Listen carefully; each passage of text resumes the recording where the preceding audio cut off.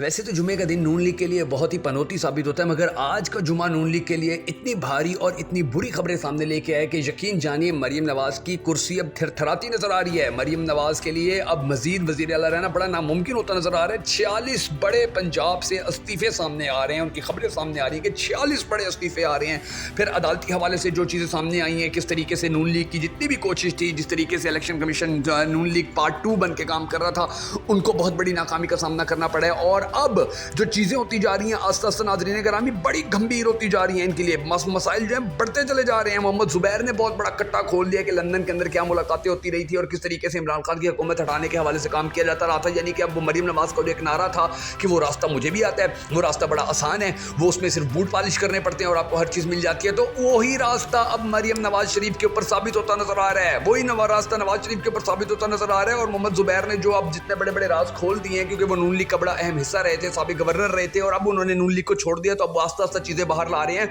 हैरान हो रही है पाकिस्तानी कौम के ये हमारे मुल्क के साथ क्या किया गया, किस तरीके से हमारे मुल्क को तबाह बर्बाद किया गया, किस तरीके से इमरान खान की हुकूमत जो थी उसको खत्म किया गया। और फिर जो मामला थे वो आज तक आप देखें पाकिस्तान के नहीं संभल पाए हैं, आज तक मामला जो पाकिस्तान के ठीक नहीं हो पाए हैं। तो ये 3 बड़ी खबरें सामने आई हैं, 3 बड़ी डेवलपमेंट सामने आई हैं जो बड़ी ही भयानक हैं। और नून लीग के लिए तो यकीन जानिए कि नवाज शरीफ का वो जो ख्वाब था कि मेरी बेटी 5 साल तक वज़ीर आला रहे, वो ख्वाब अब मुकम्मल तौर के ऊपर टूटता नजर आ रहा है। ये तो साल पूरा निकालते नजर नहीं आ रहे हैं। वैसे तो नून लीग के बड़े बड़े लोग कह चुके हैं कि जी यही गर्मियां हैं, इन्हीं गर्मियों के अंदर अंदर ही कट्टा कट्टी खुल जाएगा, लेकिन आप ये देख लीजिए कि जिस तरह से राज अब खुलना शुरू हो चुके हैं, जिस तरह से अब बातें सामने आ रही हैं, जिस तरह से इस्तीफे सामने आ रहे हैं, जिस तरह से खबरें सामने आ रही हैं, जिस तरह से मोहम्मद जुबैर बयान दे रहे हैं, जिस तरह से चीज़ें जो हैं वो खराब होती चली जा रही हैं, तो अब जो गेम है वो बड़ी दिलचस्प हो गई है और बड़े ही भयानक किस्म के जो हक़ाइक़ हैं वो सामने आना शुरू हो चुके हैं नून लीग के लिए, पाकिस्तान मुस्लिम लीग नून की हुकूमत के लिए,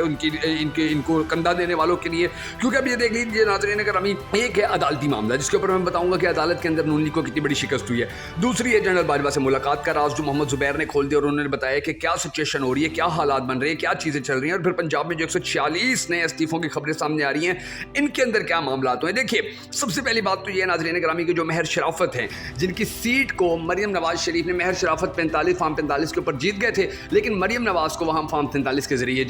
जितवा दिया गया और महर शराफत जो थे उनको हरवा दिया गया। तो अब मरियम नवाज उनकी चोरी शुदा कुर्सी जो है वो छीन के उसके ऊपर बैठ के वज़ीर आला बनी हुई हैं और वो अहकामात जो हैं वो जारी कर रही हैं और वो जो चीज़ें हैं वो पाकिस्तान के सबसे बड़े सूबे को संभालने की कोशिश कर रही हैं। तो 3 बड़ी ये जो डेवलपमेंट्स हैं, यकीन जानिए जो पाकिस्तान मुस्लिम लीग नून के लोग हैं, मैं उनको रिक्वेस्ट करूंगा कि आप ये वीडियो ना देखिएगा, क्योंकि आपका अगर आप खाना खाने लगे तो आपका खाना हराम हो जाएगा। क्योंकि इन खबरों के अंदर नून लीग की हुकूमत जो है वो जाती नजर आ रही है, बिल्कुल उनका कट्टा चट्टा खुलता नजर आ रहा है, बिल्कुल वो खड्डे लाइन लगते नजर आ रहे हैं। तो आपने ये वीडियो नहीं देखनी, लेकिन जो पाकिस्तान से मोहब्बत करने वाले लोग हैं, पाकिस्तान तहरीक इंसाफ से मोहब्बत करने वाले लोग हैं, इमरान खान से मोहब्बत करने वाले लोग हैं, पाकिस्तान के रोशन मुस्तकबिल से मोहब्बत करने वाले लोग हैं, पाकिस्तान की आने वाली नस्लों से मोहब्बत करने वाले लोग हैं, वो ये वीडियो आखिर तक जरूर देखिए ताकि आपको पता चले कि पाकिस्तान के अंदर अब नून लीग की जो हुकूमत है, स्पेशली जो पंजाब के अंदर हुकूमत है, इनके लिए कितने मसाइल, सेंट्रल हुकूमत के लिए भी मसाइल हैं, लेकिन पंजाब हुकूमत के लिए मसाइल कितने ज़्यादा गंभीर हो चुके हैं। आज के इस वीडियो के अंदर हम आपको उसकी तफसीलात बताने जा रहे हैं। मगर उससे पहले जो फ्री जर्नलिज्म होती है, जो फ्रीडम जर्नलिज्म होती है, उसको सपोर्ट करने के लिए, क्योंकि आपको पता है कि हमारा जो टीवी है वो क्या कुछ दिखा रहे हैं, हमारे टीवी चैनल्स जो हैं किस तरह से वो सेंसर्ड हैं, किस तरह से वो झूठ फैला रहे हैं, तो हमें सपोर्ट करने के लिए, बगा फैक्ट्स को सपोर्ट करने के लिए हमारी इस वीडियो को लाइक और शेयर जरूर कर दीजिए। और अगर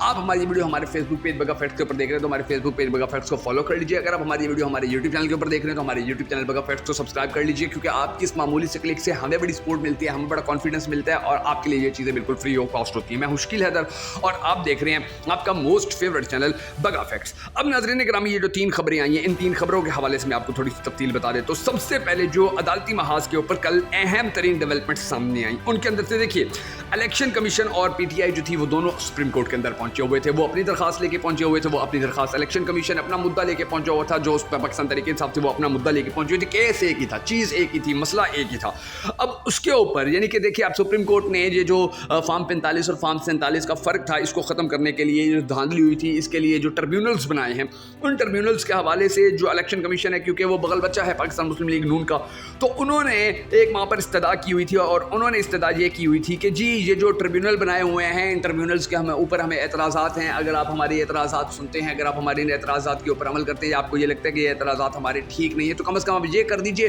कि आप इसके ऊपर स्टे दे दीजिए, स्टे दे के आप इस मामले को ज़रा रुकवा दीजिए, इस मामले को ज़रा ठंडा करवा दीजिए, इस मामले को ज़रा तूल दे दीजिए, इस मामले को ज़रा बैकफुट पर लेकर जाइए, ताकि ये जो मामलात अब चल रहे हैं और इन मामलात का सरासर से बिल्कुल साफ सुथरा जो नुकसान है वो नून लीग को होगा, तो ये बर्दाश्त नहीं किया जा सकता। तो वो कहते थे, यानी कि इलेक्शन कमीशन कहता था कि आप इन मामलात को, ये जो सीटें वापस करवाने वाला मामला है या जो रिकाउंटिंग वाला मामला है या जो फॉर्म 45 फॉर्म 47 वाला मामला है, इसके ऊपर आप स्टे दे दीजिए। जबकि पाकिस्तान तहरीक इंसाफ इसी मामले के ऊपर जो इस्तदा लेके गई थी, उनका कहना ये था, उनका मुद्दा ये था कि आप किसी भी तरीके से, यानी कि ये जो सिर्फ दो जजेस के जो बेंचेस बनाए गए हैं, आप उनको एक्सटेंड कीजिए। आप जजेस की जो तादाद है वो बेंचेस के अंदर या वो जो ट्रिब्यूनल बनाए गए हैं उनके अंदर जजेस की तादाद के अंदर इजाफा कीजिए, और जैसे ही जजेस की तादाद के अंदर जो इजाफा होगा तो उससे जो मामला हैं वो तेज तर हो जाएंगे, यानी कि डेफिनेटली केसेस तेज तरीके से चलेंगे और फिर जो इंसाफ के पैमाना है वो भी ठीक तरीके से होगा। तो अनफॉर्चुनेटली यानी कि ये नून लीग के लिए बड़ी बदकिस्मती की बात है कि जो वहाँ पर काजी साहब थे, उन्होंने बड़ी कोशिश तो की, उन्होंने बड़ी मेहनत तो की कि किसी न किसी तरीके से, किसी न किसी मामले के ऊपर, किसी न किसी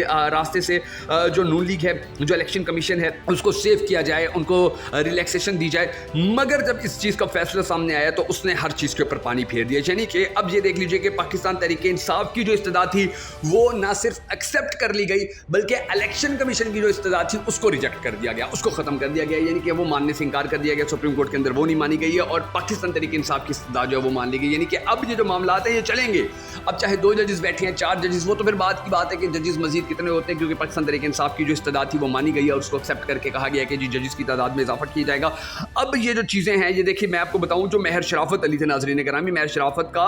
बड़ा ज़्यादा वोट बैंक था, उनका बड़ा ज़्यादा नाम था। और ये मैं महर शराफत की बात स्पेशली इसलिए कर रहा हूँ क्योंकि अगर महर शराफत यहाँ से जीते हुए कंसीडर हो जाते हैं तो नून लीग का जो वज़ीर आला पंजाब है मरीम नवाज शरीफ साहिबा, उनकी तो छुट्टी हो जाएगी, वो तो घर चली जाएंगी और इनको तो पल्ले कुछ नहीं रहेगा। तो फॉर्म 45 जो हैं वो बड़े तगड़े हैं महर शराफत के, वो बड़े ज़बरदस्त हैं, उनके ऊपर जो हकाइक हैं वो किसी से ढके छुपे नहीं हैं। और फिर आप ये देख लीजिए कि नून लीग की जो इस वक्त सबसे बड़ी कोशिश थी वो नाकाम हो गई है, इलेक्शन कमीशन भी इस वक्त नाकाम हो गया। अब जो मामला हैं वो जस्टिस मुनीब और जस्टिस मंसूर अली शाह के हाथ में आ गए हैं कि वो कैसे मुल्क की तकदीर बनाते हैं, कैसे इंसाफ के पैमाने जो थे उनको ठीक तरीके से भरते हैं, किस तरीके से जो आवाम की ख्वाहिशात हैं, आवाम का जो चोरी शुदा मैंडेट है उसको वापस करवाने के हवाले से वो किस तरीके से जो बिल्कुल साफ़ सुथरे जजेस हों, जिनके ऊपर कोई दाग ना हो, जिनके ऊपर कोई धब्बा ना हो,